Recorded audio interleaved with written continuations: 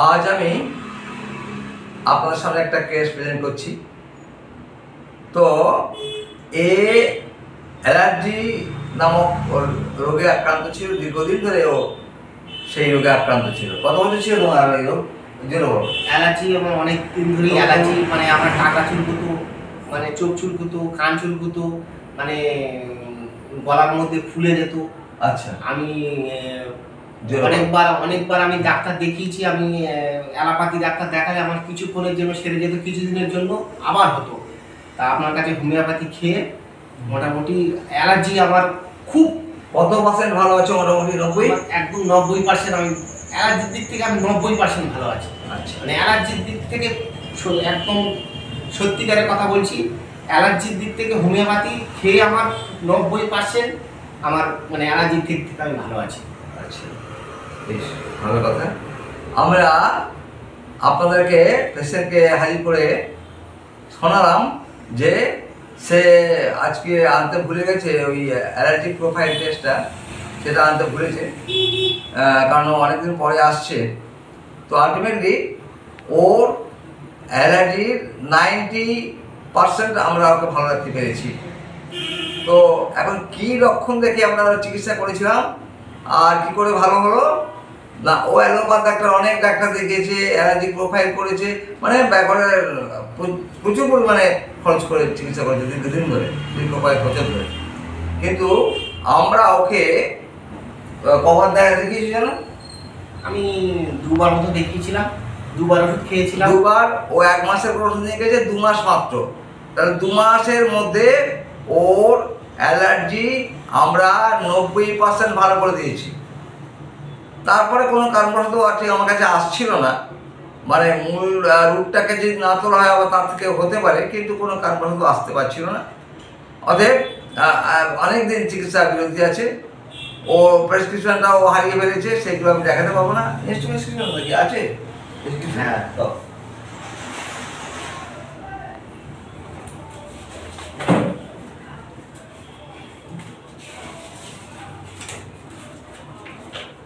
আগে তোমার কোন কোন খাবার খেলে এই এই অ্যালার্জিটা বেশি দেখা দিত?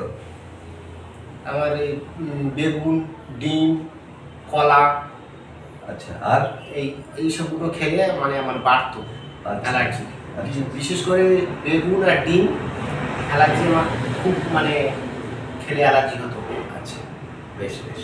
তাহলে ও ডিম, বেগুন ইত্যাদি ইত্যাদি অনেকগুলো আমি এর প্রোফাইল, অ্যালার্জিক প্রোফাইল টেস্টটা দেখেছিলাম, অন্য কোনো ডাক্তার অ্যালোপ্যাথ ডাক্তাররা পরীক্ষা করতে দিয়েছিল। কিন্তু দুঃখের বিষয় যে ও আজকে সেটা আনেনি, আর ও চিকিৎসাটা ভীষণ ডিসকন্টিনিউ করে। তাই আমি সেই কাগজটা দেখাতে পারলাম না, যাতে আমার দর্শকরা আরও ভালো করে বুঝতেন যে ওর কী অবস্থা ছিল। হ্যাঁ, ওর মারাত্মক গলার মধ্যে, কী বলে, চোখে এবং আবার পার্ট অফ দ্য বডিতে মারাত্মক মারাত্মক মারাত্মকভাবে ওকে চুলকাতে হতো এবং চোখ দিয়ে জল পড়তে, চোখ লাল হয়ে যেত। তো আমরা কি সিমটমের ভিত্তি থেকে কী ওষুধ দিলাম? ওর শরীরটা বাল্কি, এখন একটু মাংস ঝরেছে, আমাকে যখন আসতো আর একটু বাল্কি ছিল, তো বাল্কি, আর ওর অন্ধকার, ভূত ইত্যাদি ইত্যাদি হয়ে আছে। ও অনেক সময় ভাবে এরকম যে ওর এই কার্যকলাপ কেউ লক্ষ্য করছে। ওর এককালে এগ অত্যন্ত প্রিয় খাবার ছিল, বিশেষত বয়েল এগ, মিল্কের প্রতি একেবারে ওর রুচি ছিল না। যদিও কোনো সময় খেত, তাহলে ও শরীরটা অস্বস্তি বোধ করত। তো আর ওর প্রচুর ঘাম হয়, প্রচুর ঘাম হয়, তো প্রচুর ঘাম হয়। ওর হাত পা আমি স্পর্শ করে দেখেছি, সেগুলো ঠান্ডা। তো এই যে সিমটম, এই কটা সিমটম ভিত্তিতে আমি ওকে অ্যালার্জির ওষুধ দিয়েছিলাম। কি দিয়েছিলাম না, ক্যালকেরিয়া কার কত তারিখে দিয়েছিলাম না, 21/12/23 প্রথম। ও 1 মাস পরে যথারীতি এসেছিল। আমরা ওই 25/12/23 দেখলাম যে ওর অ্যালার্জি অনেক কমে গেছে। এরপরে একবার এসেছিল, সেটা হচ্ছে 4/7/24 আমরা ওকে ওষুধ দিয়েছি। ও আজকে এসছে, ওরা ডেট আজকে, সেখানে দেখা যাচ্ছে যে ওর কথা অনুযায়ী, কারণ ও লঙ্কা যে খাইছে বোঝা কত ঝাল, তো ওর অ্যালার্জিটা ও হাত বলতে পারবেন। তাই ওর ভাষণ আমি জনগণকে আমারই যারা ইউটিউব দেখবে তাদের শোনালাম, যে সেটা ওর মুখ থেকে ব্যক্ত করার জন্য আমি ওকে বললাম। ও বলছে 90% আমার অ্যালার্জি ভালো আছে। তো এটা হলো হোমিওপ্যাথি চিকিৎসা। সিঙ্গেল মেডিসিন, একাধিক ওষুধ, বায়োকেমিক বা ওই পেটেন্ট ডাক দিয়ে চিকিৎসা করে কোনো বড় রোগকে সারানো যাবে না।